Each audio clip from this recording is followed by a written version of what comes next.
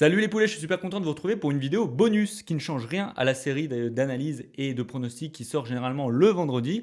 Mais là, ça va vraiment être une vidéo à part, du coup, que je vous offre en bonus. Donc dans cette vidéo, on va voir 3 stratégies pour gagner de l'argent avec les paris sportifs. Petite information, dans cette vidéo, on va parler stratégie, on va parler stats, on va parler vraiment de chiffres clés pour améliorer ses paris sportifs.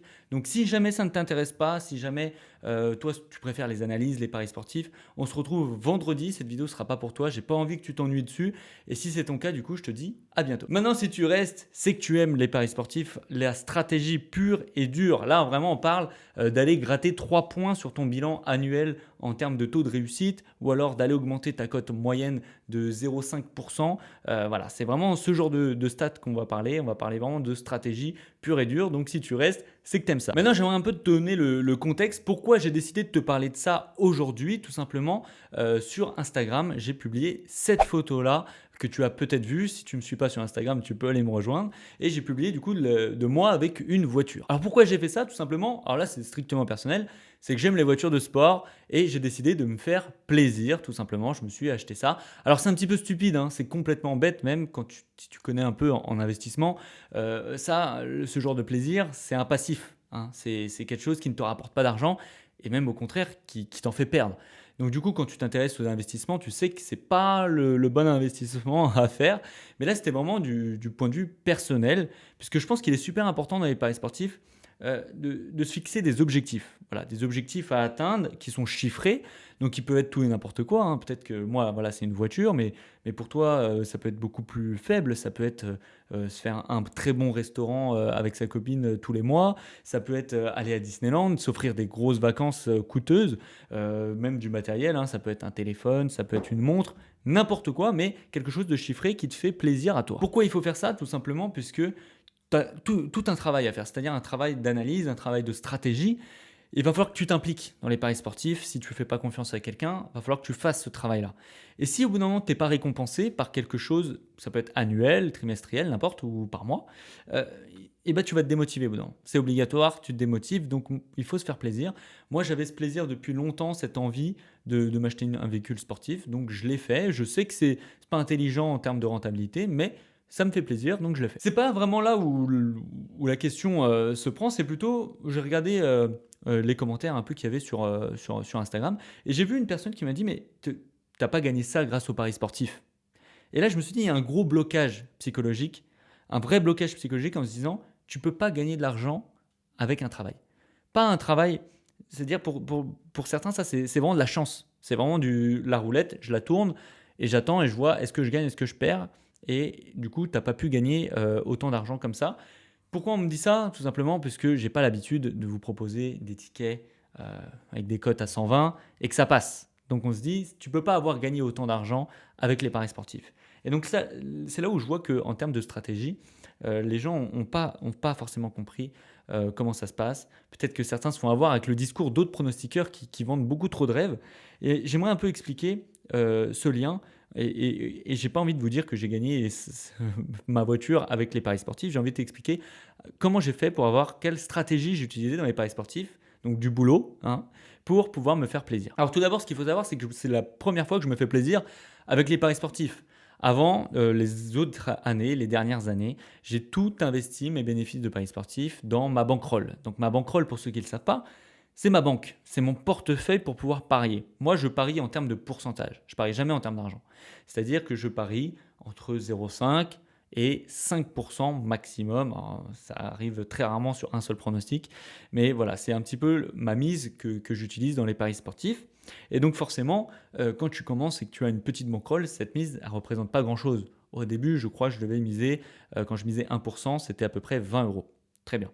Donc ça, c'était ma stratégie, etc. Et à chaque fois que je gagnais, donc imaginons que j'ai une bankroll de 1000 euros.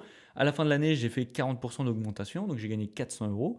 Et au lieu de les prendre et de me faire plaisir, je les remettais dans ma bankroll. Donc l'année d'après, je réutilisais 1400 euros de bankroll. Donc mon 1% ne valait plus la somme de 10 euros. Le 1% valait plus, il valait 14 euros.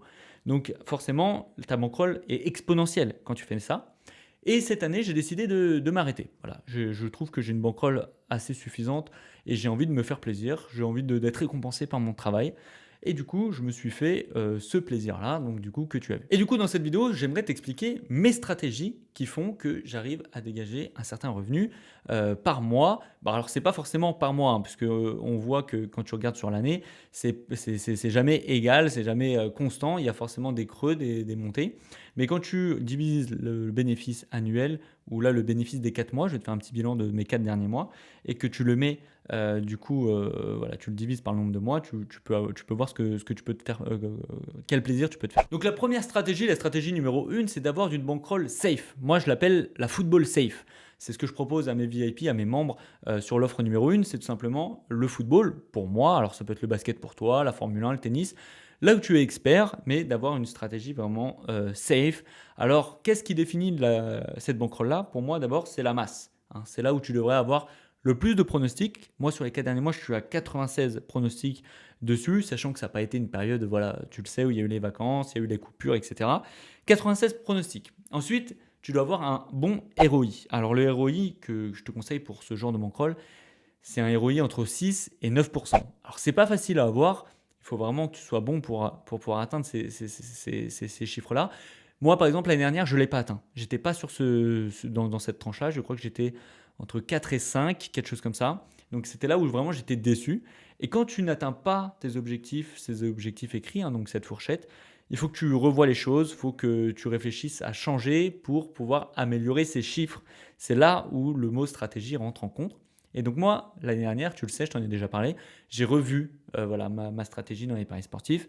Et du coup, là, sur les 4 derniers mois, je suis à 8% de ROI. Donc, je suis vraiment super content. S'il y a quelque chose où je suis content sur cette bankroll-là, c'est bien le ROI. Donc, que je vais devoir maintenir. Si je peux le maintenir à 8%, franchement, je serais ravi. Je fais une petite aparté pour tous les vendeurs de rêves, hein. Faites attention quand on parle de chiffres dans les paris sportifs. Ceux qui vous montrent des bankrolls avec des ROI à 60%, avec des progressions de 4000%, avec voilà, des taux de réussite de 80%. Non, non, non, non, non.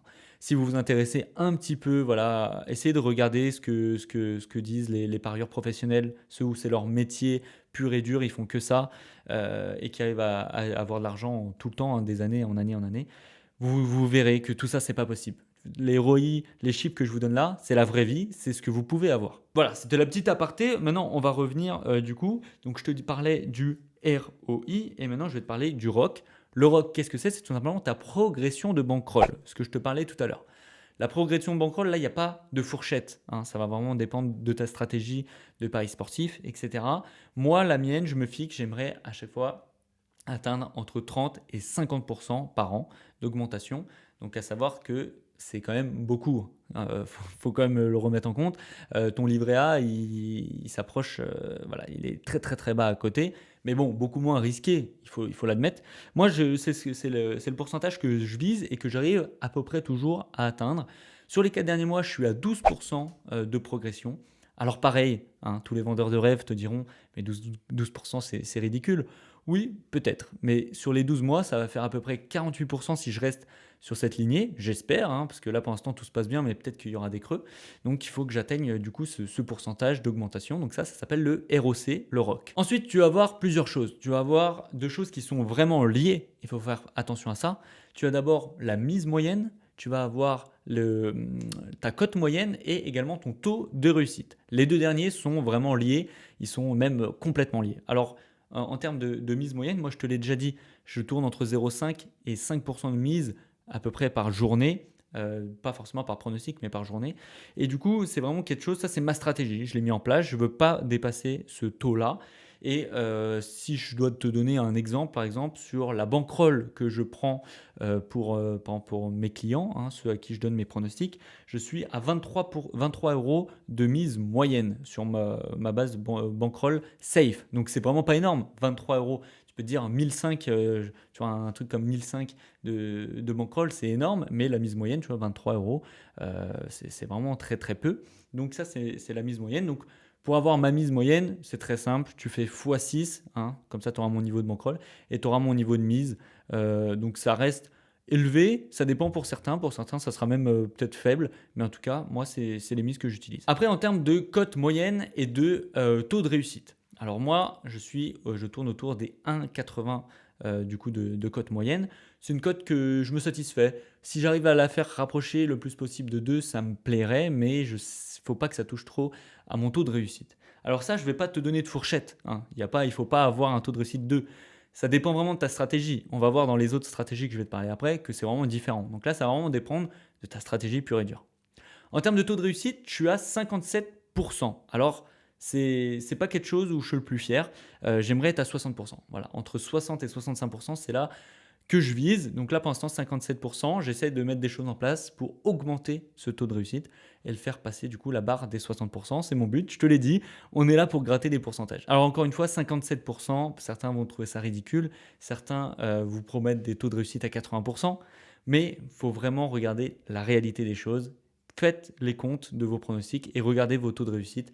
Et c'est là où vous verrez vraiment si j'ai raison ou si j'ai tort. Donc pour toi, pour en revenir à cette stratégie de safe, essaye de viser 60 à 65%. Si tu arrives même à aller au-delà, dans les 67, 68, 69, 70, pourquoi pas. Je ne pense pas qu'on puisse sur une stratégie atteindre plus de 70% de safe. Alors après, ça dépend. Hein. Si tu vises les cotes moyennes à 1,10, peut-être que tu atterriras à 75-80%, mais ce n'est pas des choses qui, pour moi, sont rentables. On va passer maintenant à la deuxième stratégie, c'est tout simplement d'avoir une bankroll à part pour le fun. Alors qu'est-ce que c'est que le fun? On en entend partout parler. Je vous propose du fun, je vous propose du fun. Pour moi, le fun, c'est pas jouer n'importe quoi. C'est pas proposer des combinés à 20 matchs. Le fun, c'est vraiment de faire toujours une analyse. Analyse, c'est mon mot-clé. Et d'utiliser des codes plus risqués. Alors, je te donne un exemple. Tu analyses un match et tu te dis, cette équipe-là, elle a seulement, pour moi, 40% de chances de gagner le match. Très bien. Elle a 40%. Donc, c'est-à-dire qu'elle a quand même beaucoup de chances de le perdre. Mais la cote est très élevée. Tu vois, la cote est à 5, la cote est à 6. Donc là, tu te dis, si le match se joue, je vais dire une bêtise, 100 fois avec la même cote et que je parie toujours dessus, eh ben, je vais être rentable. Donc c'est ça ce qu'on appelle une value. Une value, ça ne veut pas dire que tu es sûr que ça va passer. Ça veut dire que tu penses que la cote est intéressante à prendre. Donc moi, c'est ce que je te conseille et je vais te donner quelques chiffres. Alors déjà, qu'est-ce qui caractérise le fun pour moi? Déjà, on parlait de la masse pour le safe, là c'est l'inverse.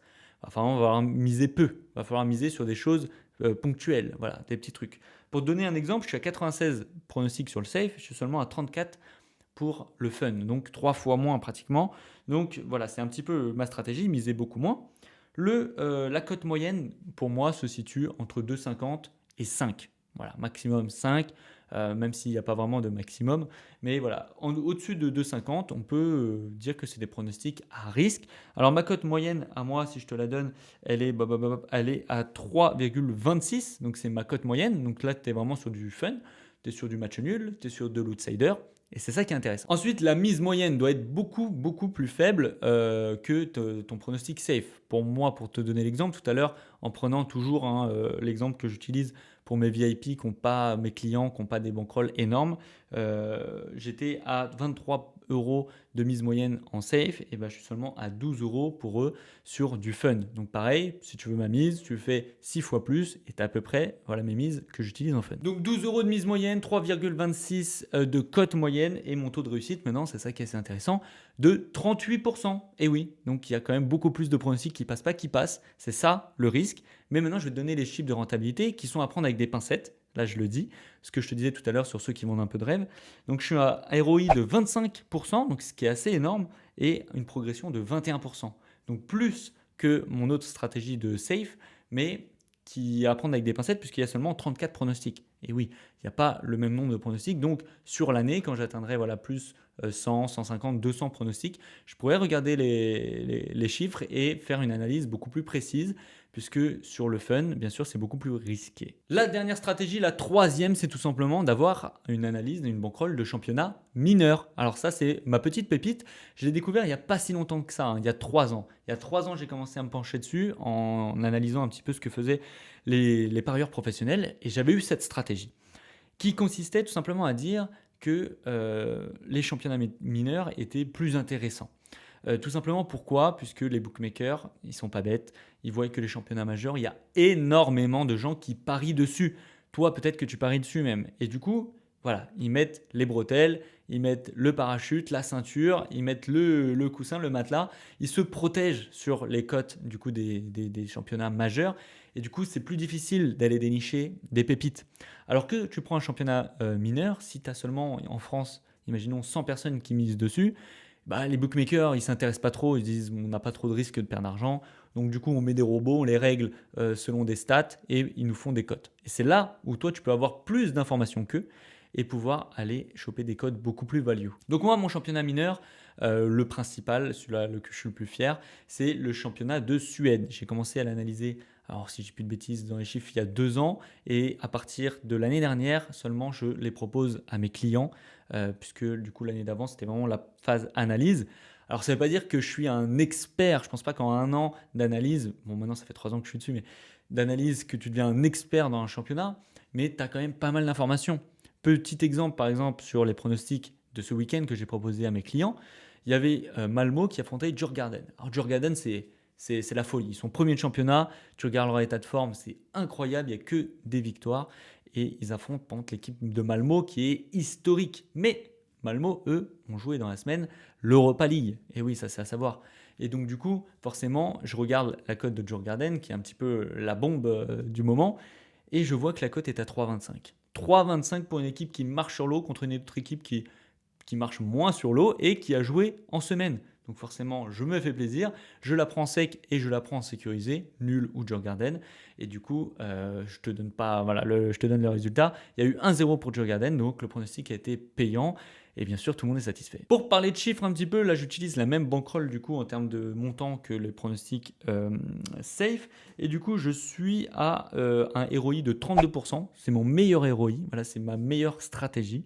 J'ai une taux de progression de seulement 7%. Pourquoi 7%? Là, tu vas te dire, mais tu as plus de ROI et ta bankroll progresse moins. Tout simplement parce que c'est celle aussi où j'ai le moins de pronostics. Je prends vraiment que les pépites, que les trucs qui me sautent aux yeux. Je ne vais pas aller m'inventer d'aller prendre des petites équipes que je ne connais pas. Je prends seulement, et du coup, je suis sur seulement 21 pronostics là depuis les 4 derniers mois. Donc seulement une progression de 7%, mais qui, en gros, en résultat net, équivaut à mes 21% de progression sur ma bankroll fun. Juste pour te donner un petit taux de comparaison. Donc ma mise moyenne 15 euros, donc pareil, je fais quand même un peu attention.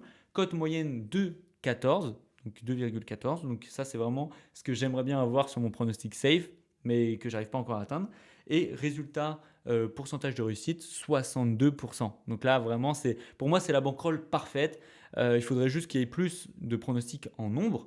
Mais voilà, c'est vraiment ce que j'aimerais avoir sur le pronostic safe, c'est-à-dire une cote supérieure à 2 de moyenne, un résultat, un pourcentage à 62%.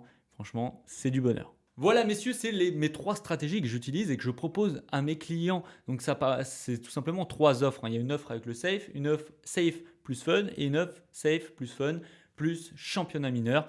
Bien sûr, ces résultats en chiffres, si tu veux les voir, ils sont tout simplement dans la description sur mon site internet. La page d'accueil, tu as tout mon récapitulatif de résultats. Et bien sûr, si ça t'intéresse, tu peux nous rejoindre d'ailleurs pour cette rentrée un petit peu. Là, c'est la rentrée des classes, etc. Si tu veux te remettre un peu dans les paris sportifs, je t'offre un code promo de 25% tout simplement en mettant DMP rentrée, voilà, quand tu fais ta commande et tu auras 20% de réduction. Alors par contre, bien sûr, c'est jusqu'à lundi prochain. Lundi prochain, le code ne fonctionne plus, donc si jamais ça t'intéresse, tu peux l'utiliser. Bon voilà, j'ai beaucoup parlé dans cette vidéo, il n'y a pas eu beaucoup de montage, etc. comme j'ai pu souvent vous le faire, mais vraiment le mot de la fin, si je devais vous le dire, c'est de toute façon de mettre des stratégies en place extrêmement important. Juste pour vous donner, parce que peut-être tu te dis que c'est pas top, ils gagnent que des petites miettes, des pourcentages, etc.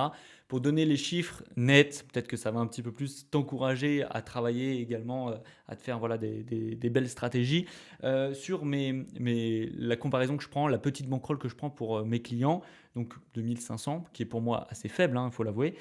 Sur les 4 derniers mois, ça représente sur l'ensemble là, des bankrolls 391 euros net qu'ils ont gagné. Après, si tu veux mes résultats, si tu fais x6 et tu atterris à 2346 euros net, tu mets ça par mois, imaginons que tu le divises par mois, ça fait 586 euros par mois et tout simplement ma voiture, je la paye comme ça tous les mois, le petit crédit à la banque et ça me coûte même moins cher que ça pour me l'acheter et du coup je me fais un plaisir et bon j'augmente plus ma bankroll mais je me fais plaisir et c'est ce qui compte. Si toi tu veux te faire plaisir de n'importe quelle manière, tu peux utiliser cette stratégie et même tu peux la mettre en place factivement si tu ne me crois pas. Si tu me dis Damien, il n'a pas raison, on ne peut pas gagner d'argent grâce au pronostic, tu peux te faire ta bankroll sans miser.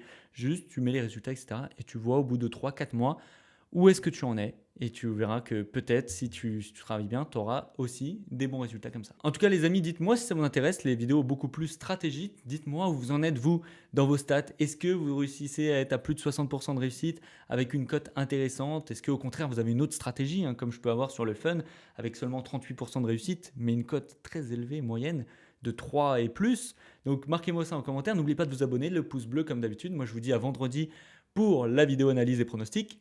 Ciao!